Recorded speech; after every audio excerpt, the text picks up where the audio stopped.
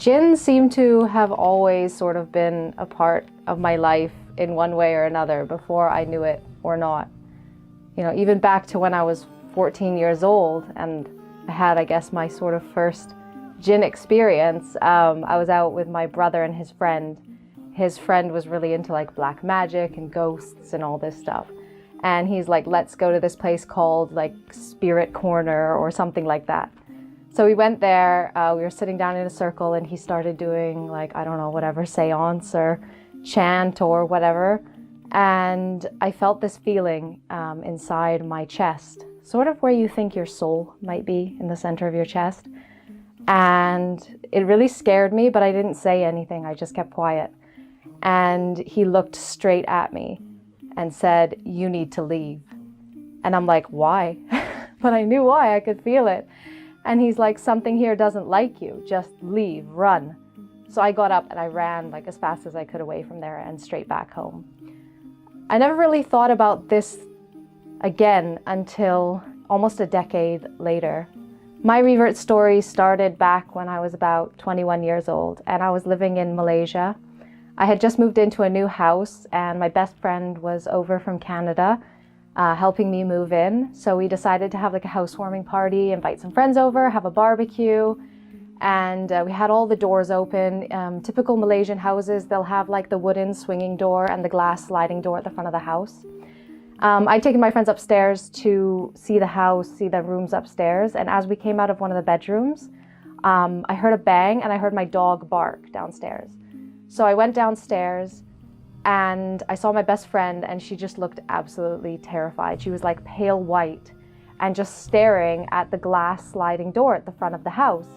And I asked her what had happened and she said my dog was walking towards the door and the glass door just slammed shut right in front of the dog. So, you know, logically, scientifically, that shouldn't happen. The wooden door would close if it was wind or something like that, but the glass door shouldn't do that. So we got kind of freaked out, locked up the house and just like went out and sort of forgot that it had ever happened. My best friend left. I was living in that house, and over the next couple of months, between sort of like February and March, things kept happening in the house, but I kept making excuses for them. So I would come home and something I had left over there was now over there. I'd just tell myself like, I forgot, I moved it. Or I'd hear something drop in my room and I'd look around and nothing had dropped, nothing had moved. So I thought maybe it's just the neighbor and I would just ignore it. And then one night I couldn't ignore what was happening. I came home, it was quite late, like 11 or 12 o'clock at night. I went to my bedroom, I put my dog in her bedroom, and I started to get ready for bed. I looked outside, sort of at the crack of my door, and I saw that the hallway light was still on outside. So I went outside to turn it off, and when I went outside, I felt that feeling that I had told you about in the beginning, when it happened to me when I was 14. Exact same feeling. The minute I felt it, I remembered that time. I couldn't see anything. I couldn't really hear anything. Maybe something like white noise, which sounds like a bit like a fan, but very faint. And I felt this feeling, but I could feel like where this feeling was coming from, like the energy, where it was coming from. And I got really scared, so I just shut my door and I locked my door. And as I turned around to go to my bed, something hit the door so hard behind me. The whole door shook. And I just got terrified. My heart fell on the floor. I didn't know what to do because I couldn't see it. I couldn't fight it. I couldn't do anything. At this time, I was an atheist, a very strong atheist who used to tell my friends like they're crazy for believing that there's some man in the sky who's created everything. And, you know, I've been in many situations where like, you know, life or death, or you're like afraid, but I never thought to call on God or any kind of like deity in any of those sort of situations because I just didn't believe that it would help. But in that moment, my mind was totally blank except for one word, and that word was Allah. So against like sort of my normal reaction, I asked God, I asked Allah to help me.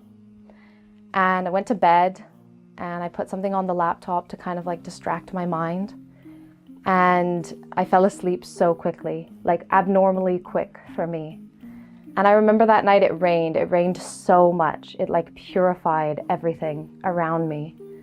And when I woke up, I sat on my bed and I made what would be my first dua. And I asked, well, first of all, I said, Allah, thank you if that was you who helped me and protected me from anything further last night. And if you want me to be Muslim, if you want me on this path, then you have to guide me, because nobody has been able to convince me that you exist before now. After that, I felt very interested in learning about Islam.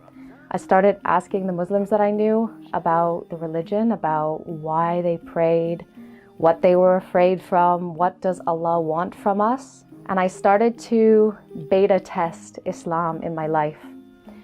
Over the next few months, Allah started to prepare me to become Muslim, because my lifestyle was not Islamic at all before that. And I had a lot of things to change to get to a point where I can call myself a good Muslim, inshallah. So like I quit drinking, and I started to practice like implementing patience, for example, when I feel impatient, when I feel irritated, maybe in a traffic jam. And so I would say, you know, Allah loves patience and those who are patient, so like be patient. And then I would see like the situation changing. Probably about 6-7 months after that first incident, it was coming to be Ramadan.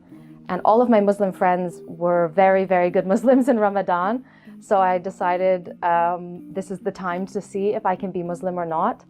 Because for my personality, I don't do things halfway. I like to do them all the way or not at all. And I didn't want to be a Ramadan Muslim. I didn't want to only practice Islam during 1 month of the year.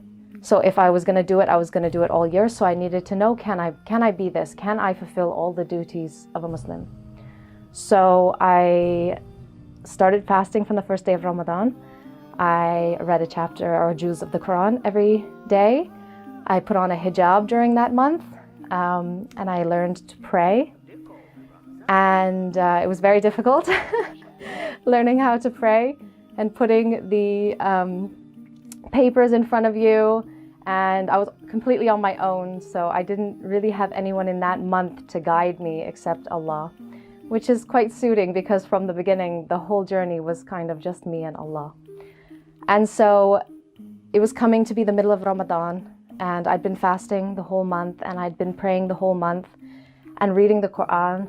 You know, I was about 15 juz in, and I kept reading about myself, you know, the blind and the deaf who are exposed to the truth. They know it's the truth, but their arrogance turns them away. And it was one night at Isha prayer, I thought to myself, if I died tonight, I'm not going to Jannah. I'm one of these people that Allah keeps warning us about. So I Googled, how do you say your Shahada in English? And I sat there on my prayer mat after Isha prayer, and I said my Shahada between me and Allah.